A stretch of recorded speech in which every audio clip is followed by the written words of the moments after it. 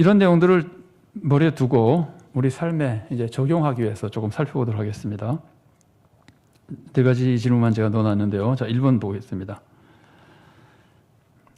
지금 내가 치유를 위해서 가장 간절히 기도하는 대상은 누구입니까? 이건 지금 백부장이 하인을 위해서 기도했던 것과 비교해서 우리도 다 위해서 기도한 사람이 있을 거 아니에요. 우리 주위에 어려움 겪는 사람들이 얼마나 많습니까? 그러면 우리도 기도한 사람이 있을 겁니다. 가족일 수도 있고 성도들일 수도 있고 또 우리와 가족이나 교회나 다른 사람들은 모르지만 나만 특별히 관계를 가지고 있어서 기도한 대상도 있겠죠. 그죠? 그러면 내가 간절히 기도한 대상이 누군지 한번 생각해 보시고 그러면 내가 하나님께 기도하는 것 외에 그 사람을 위해서 그 사람의 치유를 위해서 한 일은 무엇인가 이런 것들을 생각해 보면서 이 백부장 같은 경우에 이런 사랑으로 하인을 고치려고 했다면은 예수님을 찾아오기 전에 할 수 있는 노력 안 해봤을까요? 예수님이 다른 걸 시켜도 또 했었겠죠. 그죠? 그러니까 이런 것들을 중심에 생각해 보면서 우리는 물론 기도하는 것이 굉장히 중요한 사역이지만 진정한 사랑이냐 아니냐를 한번 생각해 보는 점에서 할 수 있는 우리의 생각을 한번 할 수 있는 일들이나 또 하고 있는 사랑의 모습을 한번 점검해 보려고 그러는 겁니다. 자, 이번 말씀입니다. 예수님의 권세를 내가 주위에서 경험한 권세와 비교해서 설명해 보십시오. 예수님의 권세, 하나님의 창조주이시고 전지전능하신 권세 이런 걸 우리가 많이 믿고 얘기를 하는데 그거를 실제와 적용해 보기 좀 설명이 좀 다릅니다. 그 권세를 나에게 적용하는 것과 그 권세를 이해하기 위해서 이 세상의 것을 거기다 비춰보는 겁니다. 그러니까 제가 지금 말씀드린 거는 그 권세를 구체적으로 이해하기 위해서 이 세상의 권세와 비춰보자는 거예요. 그것과 비교해서 이해해보자는 거예요. 그러니까 이런 겁니다. 예를 들면은, 그 다음 문제부터 먼저 읽어드리고 조금 더 안내해드리겠습니다. 예수님이 그런 권세로, 내가 주위에서 경험한 권세와 같은 그런 권세로 나를 도와주신다면 나에게 어떤 축복이 임할 것 같습니까? 그래서 제가 예를 두 개만 써놨는데, 인사권, 재력. 그럼 예를 들면은 우리가 인사권자가 굉장히 무섭잖아요. 사람마다 위치가 다 다르겠지만 일상적으로 어느 조직에서 일을 하는 사람은 인사권자가 제일 무섭잖아요. 정치인들이 제일 무서워하는 게 뭐죠? 선거 무서워하잖아요. 선거를 무서워하는 게 거의 인사권이 달려있기 때문에 무서워하는 거 아니에요. 그게 잘못되면 자기가 가지고 있던 거 다 잃어버리게 되니까 인사권자가 굉장히 무서운 거거든요. 그러면 우리가 예수님의 권위를 생각할 때 예수님이 나에게 인사권을 가지고 있다. 그런 생각 많이 해보시나요? 나 까딱 잘못해서 회사에서 잘리게 생겼는데 그게 사장인데 잘못 보여서 잘린다고 생각하는지 예수님에게 잘못 보여서 잘린다고 생각하는지 예수님은 뭐 절대로 안 자를 뿐입니까? 예수님은 뭐 너무 우리에게 좋으시기만 한 분이라서 아무것도 행하지 않고 오직 사랑만 계속 부어주시고 우유와 빵만 먹여주시고 그런 분입니까? 그러니까 예수님의 권위를 생각할 때 이제 실제 권위와 한번 비교해보자는 건데 제가 그래서 예를 들어서 그냥 인사권, 재력, 우리 흔히 하는 말로 하면은 생사여탈권 뭐 이런 거랑 이제 비교해 볼 수 있는 것인데 내가 주위에서 직접 경험한 권세와 예수님의 권세를 비교해서 예수님의 권세에다 그걸 한번 적용해 보라는 거예요. 예수님이 추상적인 권세를 가진 분이 아니라 실제로. 자, 예를 들어서 언젠가 신앙의 세이나 이런 데서 한번 나눈 것 같기도 한데요.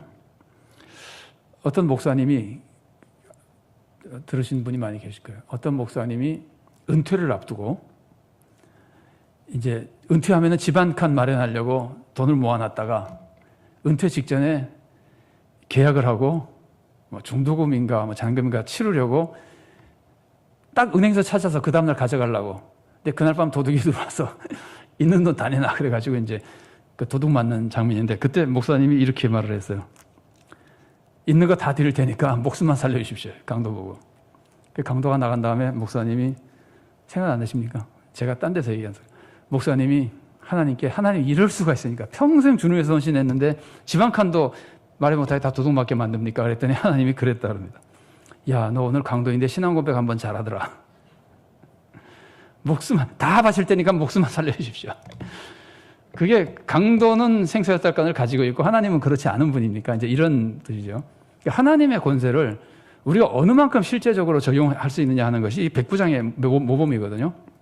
자, 그걸 그냥 한번 생각해 보는 겁니다. 그러면서 그것을 실제로 나에게 적용한다면, 예수님이 그런 권세로 나를 도와주신다면 나에게 어떤 축복이 임할 것 같습니까? 그러니까 돈이 너무 많아서 언제든지 내가 원하는 거는 다 해줄 수 있는 분이 있다. 그러면은 그 재력을 예수님께 적용하면은 그게 마태복음 7장 11절 말씀이잖아요. 기도하면 들어주신다는 말씀이잖아요. 그럼 하나님이, 아니면 예수님이 정말 그렇게 해주신다고 생각하면은 내 삶이 어떻게 바뀔까? 누리는 것도 바뀔 수 있고, 아니면은 태도가 바뀌겠죠. 그죠? 그런 든든한, 요즘 우리말로 하자면은 누군가가 항상 잔고를 채워주는 카드, 뭐 이런 거, 그런 카드를 가지고 있으면은 어디 가도 무서울 게 없잖아요. 우리 세상에서 웬만하면 그것만 있으면 무서울 게 없잖아요. 근데 그런 실제적인 권위에 대한 이해, 그리고 그것을 내 삶에 실제로 적용할 때 내 삶의 모습, 내 마음가짐, 실제로 삶에 임하는 은혜와 권세, 이런 것들이 얼마나 바뀔 것 같은가, 이제 이런 것들을 실제로 생각해 보자는 뜻입니다. 그렇게 할수록 백부장이 칭찬받은 것처럼 믿음이 크다는 칭찬을 받게 되는 겁니다. 3번입니다. 백부장의 믿음이 이스라엘 사람들의 믿음보다 더 큰 것을 생각하시며 이와 비슷한 모습을 찾아서 거라 안에 넣어보십시오. 예수님 말씀은 이겁니다. 이방인의 믿음이 이스라엘인들의 믿음보다 더 크다. 이런 얘기인데, 그래서 제가 이제 클 수도 있다라고 표현한 거는 경우에 따라 다르니까 했는데, 어떤 사람의 믿음이 어떤 사람의 믿음보다 더 클 수도 있다. 걸어놓기 하면은 하실 수 있겠죠. 전 이제 신학교를 다니고 목사를 하다 보니까 목사 친구들이 많을 거 아니에요. 목사 친구들 중에서 이렇게 말하는 사람이 있어요. 내가 정말 목사인데 믿음이 부족하다 그러면서 교회에 나와서 기도하는 권사님들을 보면은 나보다 훨씬 믿음이 좋다는 생각이 들 때가 있다 그래요. 근데 그렇게 생각하는 목사님들이 꽤 많아요. 겸손해서 그럴 수도 있지만 또 권사님 믿음이 어떤지 우리가 어떻게 압니까? 속마음까지. 근데 보기에는 그렇게 느껴진다는 거예요. 내가 부족한 걸 생각하다 보면. 그러니까 이제 그런 식으로 하면은 권사님의 믿음이 목사님의 믿음보다 더 클 수도 있다. 조금 확대되면은 초신자의 믿음이 뭐 황전직 분자의 믿음보다 더 클 수도 있다. 그래서 어떤 분이 만난 분 중에 이런 분이 있었다 그래요. 교회에 어떤 분이 교회 등록을 했는데, 중년 여성 성도가 교회 등록을 했는데, 등록한 다음 날부터 새벽 기도를 나와요.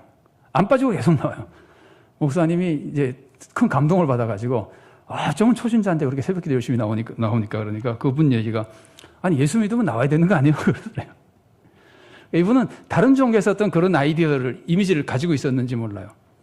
그러니까 하나님에 대해서 아주 순수하게 믿을 때는 우리가 전혀 생각하지 못하는 신앙생활을 할 수 있는 경우가 있습니다. 그래서 초신자가 그런 점에서 오히려 오랫동안 신앙생활을 하면서 이렇게 습관화되어 버린, 아니면 교회 관습에 따라서 믿어버리는, 그러니까 제가 말하는 건 습관적이 아니라 믿음의 내용 자체가 관습적인 믿음의 내용을 가지고 있는 사람보다 그냥 심플하게 말하자면, 하나님 그러면 뭐 당연히 그래야지, 뭐 이런 좀 다른 것들이 있을 수 있거든요. 그런 것도 있을 수 있고.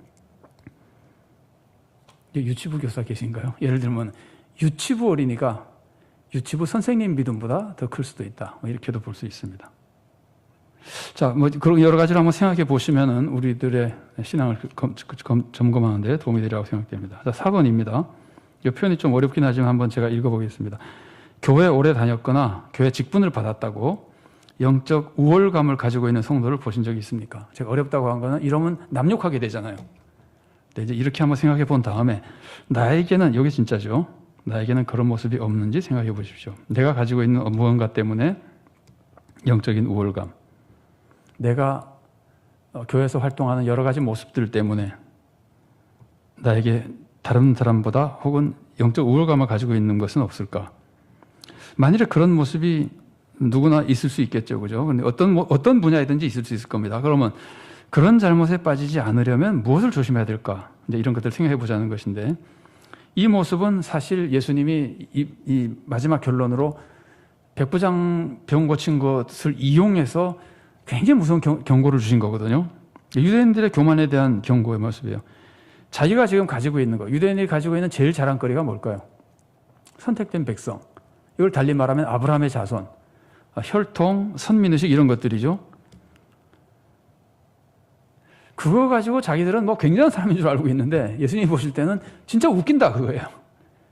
그거 가지고 구원받는 것이 아닌데 이 사람들은 그 혈통, 선민, 역사 이런 것만 가지고 예를 들면 교만해져 있는 겁니다. 그건 다 외적인 조건입니다. 외모에 불과합니다. 그 다음에 자기들이 받은 뭐 말씀, 뭐 성경, 종교적인 역사, 뭐라 그러죠? 유업, 종교 생활, 이런 것들을 가지고 대단한 사람으로 지금 생각하고 있는데, 넓게 보면 그럽니다. 그것을 예수님이 그러면 구원 못 받는다고 예수님이 경고하시는 거거든요. 근데 그거를 우리도 넓게 볼 수 있습니다. 교회가 그렇게 생각하는 모습을 찾아볼 수도 있고, 아니면 좁게는 내 개인적으로 생각해 볼 수 있습니다. 그러니까 내가 신앙생활 할 때 가지고 있는 몇 가지 모습으로. 그래서 신앙생활을 잘하는 사람일수록 다른 사람들을 비난하기 쉬워지거든요. 그리고 신앙생활을 잘하는 사람일수록 실제로 잘하는 겁니다. 실제로 잘하는 사람일수록 주님을 의지하는 믿음이 약해질 수가 있습니다. 그러니까 사도 바울이 한 게 그게 굉장히 중요한 진리라고 제가 소개해드리잖아요. 나에게 유익한 모든 것을 내가 뭐로 여긴다고요? 해로 여긴다 그러잖아요. 그것을 우리가 진심으로 이해할 수 있으면은 우리가 아마 많이 시험을 벗어날 수 있을 겁니다. 많은 분들이 시험에 빠지지 않게 될 겁니다.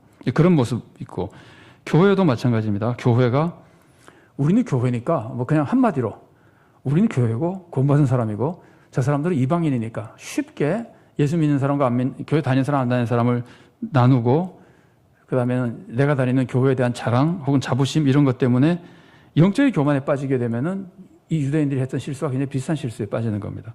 그래서 예수님의 이 말씀은 백부장의 믿음의 본과는 조금 다른 차원에서 상당히 무서운 경고와 우리들의 신앙생활에 유익을 끼쳐주는 예수님의 말씀이 되는 겁니다.